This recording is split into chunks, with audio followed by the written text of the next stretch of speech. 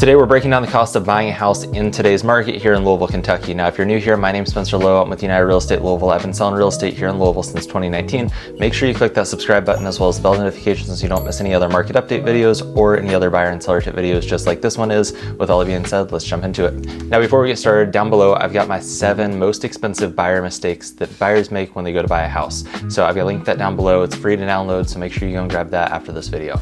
Now in today's video, we're going to be breaking down the entire cost of buying a house, as well as at the very end of the video, I'm going to give you some tricks to help decrease the amount of money you need to buy a house. So make sure you stick around to the very end for that. Now the first expense that we're going to talk about is our down payment. Now, no, the down payment is not the only thing that you need when it comes to buying a house. There's a lot of other expenses that go into it that we're going to talk about as well. The first thing we're going to talk about is the down payment. So down payment is going to depend on the mortgage that you decide to go with. You can go with a VA, USDA, both of those are 0% down. VA, you've got to be a veteran and you got to qualify for it. Now the USDA loan, you got to qualify for it as well as the house has to qualify for it. So USDA loan is rural housing, so it's typically going to be something kind of out in the country in a smaller, less populated area. Now the third type of mortgage that we're going to talk about is a FHA. FHA is 3.5% down. Sometimes there are down payment assistance programs that will help pay that down payment. And then the fourth type of mortgage that we're going to talk about is a conventional mortgage. Now conventional mortgage, sometimes we can get that down payment all the way down to 3%. Sometimes it's 5% though. So it really just depends on what you qualify for, which is really important because we need to get with a mortgage lender and discuss with them what mortgage type we qualify for and what type of payment or down payment we need to be prepared for before we get the process started. Now the other thing besides our down payment that we need to be prepared for is our closing costs. Now typically closing costs make up anywhere from 2 to 3% of the home's price in closing costs. Now this is going to be things like prepaid insurance for the first year, your taxes. A lot of times they're going to ask you to put a lot of money into your escrow accounts to pay taxes at the end of the year. You're also going to have things like attorney fees to transfer that deed from one person to the other person. You're going to have a closing fee. So when we go to the closing table, they're going to charge you to use the table. They're going to charge for a bunch of different things like that we need to be prepared for, but typically I tell people to plan for about 2 to 3% of the cost of the house for those fees, with a minimum of about $5,000 to $6,000 is the lowest that I've seen them in recent years, just because we really want to make sure that we're actually prepared for that expense on top of it.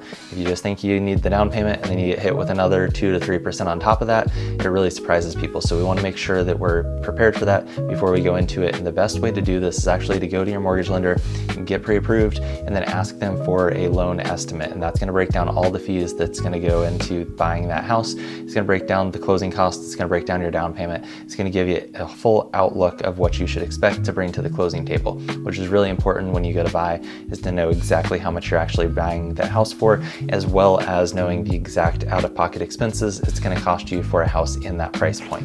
Now, besides our down payment and our closing costs, we're going to have this miscellaneous fees bucket. Now, this miscellaneous fees bucket we're going to talk about is going to be our inspections, our appraisal, as well as our earnest money. Now, first off is earnest money. Earnest money is a fee that we're going to put into a savings account essentially that just shows the sellers that we're serious. Now what that is typically it's 1% of the home's price. So if it's a $200,000 house, we're going to put about $2,000 into that earnest money account. Now that just sits there until closing, and then you get it back at closing. It goes towards your down payment, your closing costs, and your other expenses. So making sure that we have that up front in an account that's accessible. It's not in a CD that is going to be maturing and able to pull out in 2 months or in 30 days before we get to the closing table. Making sure that we've got the money on hand and it's able to be written a check, write a check for it is really important. The other fee that we're going to have up front is going to be in the first about 10 days here in Jefferson County is what I put in my contracts. We're going to do inspections. Now, typically you're going to at least do a home inspection. Now that home inspection is going to run you anywhere from about $600 to $700, depending on the inspector you choose. The other inspections that you can have are things like septic inspections. Maybe you do a radon inspection, a termite inspection, a roof inspection, an HVAC inspection, a structural inspection. Different things like that can make a big difference on not only knowing what you're buying, but it also kind of gives you some peace of mind knowing that those systems of the house are in working order and you at least know the age of them, you know what to expect, common issues with those when you get to talk to the inspectors. But keep in mind, as the buyers, we are on the hook for those expenses when it comes to the inspection costs. So making sure that we have that money set aside for the home inspection, as well as the other inspections that we want to do in the property is really important. And then the last fee that we're going to have before we get to the closing table is going to be our appraisal fee. Now it depends on the house, depends on the size of the house, it depends on the location of the house, as well as the lender that you go with is going to depend on what and how much that appraisal fee is. Now typically in Jefferson County, the number that I see a lot is anywhere from $600 to $700 is most of the appraisals that I see. A lot of times, it can be more, but most of the time it's about $600 to $700 is what you should expect for that appraisal fee. Now, the last piece that we're going to talk about is our moving costs. Now, things like moving in, the repairs that might need to be done. Maybe there's a leaky sink that we need to go ahead and repair that we found out in the inspection. Our moving costs, we're going to look at things like how much is it to rent a U-Haul. Maybe we're hiring movers. Maybe we're moving in from out of town and we have to get those pods to move all of our stuff from Georgia to Kentucky. It might be easier just to get some pods and ship them up.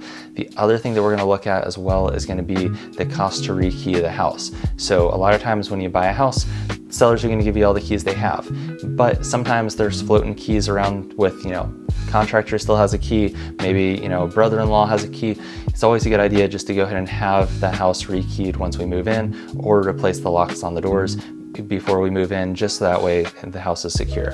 Now, the other thing that we need to think about is, let's say you're renting in an apartment right now and you don't have a yard to mow or take care of, and you're buying a house. Things like buying a lawnmower, a leaf blower, weed eater, different things like that can all add up. So it's really important that we kind of earmark money for that and kind of just put a little bit of money to the side for those first-time homebuyer expenses. Maybe we need a hammer for a home repair. Maybe we need a wrench set, something like that. We want to make sure that we're kind of putting money aside as well for that stuff as well, just because when you buy a house, it's a lot different than renting. So making sure that we have the right tools to take care of the house and maintain the house, things like the lawnmower, the weed eater, the leaf blower, the snow shovel, different things like that can make a big difference. Just knowing to kind of put a little bit of money on the side for that stuff, because a lot of people don't think about it when they go to buy a house. Now, the last thing I told you we'd talk about is how do we get that money to the lowest amount possible so we can go ahead and buy the house. Well, the first thing is zero down loans or down payment assistance. A lot of times we can get the down payment completely covered depending on whether or not you qualify for. So if you're looking at buying a house and you want to see if you qualify for zero down, shoot me a text and I'll get you in touch with some lenders. That way you can go ahead and get the process started and putting in an application and finding out if you qualify for zero down or the down payment assistance programs. The other thing that we can do is when it comes to the closing costs, right? Typically makes up 2 to 3%. Sometimes we can ask the sellers to pay for it in our original offer. So when we make our offer, we'll give them the purchase price, whatever we're thinking, and then we can ask them to cover a portion, some if not all of our closing costs, and that'll lower the closing costs that we're bringing to the closing table because the sellers are paying the closing costs. We can't always work it out. Some sellers will say no, and that's completely reasonable and understandable, but sometimes, if we don't have the cash on hand and we want to buy a house, it doesn't hurt putting in that offer, asking the sellers to pay the closing costs. Obviously, it depends on the situation, how long the house is sat there. A lot of sellers, they're not going to put in an offer even if we come in full price, but we're asking for $9,000 in closing costs. First day on market, most of them are going to tell us no, but sometimes we're able to work those deals out. So it really just depends. So if you want somebody in your corner helping you fight for it, give me a call or shoot me a text. I've got my phone number down below. Once again, I do have the most expensive mistakes I see home buyers making in today's market linked down below, so make sure you go and grab that. Once again, my name's Spencer Lowe. I'm with United Real Estate Louisville. If I can help out, give me a call or shoot me a text. All my stuff's down below. Make sure you click that subscribe button as well as bell notifications so you don't miss the next market update or any other buyer and seller tip videos, and I'll see you in the next one.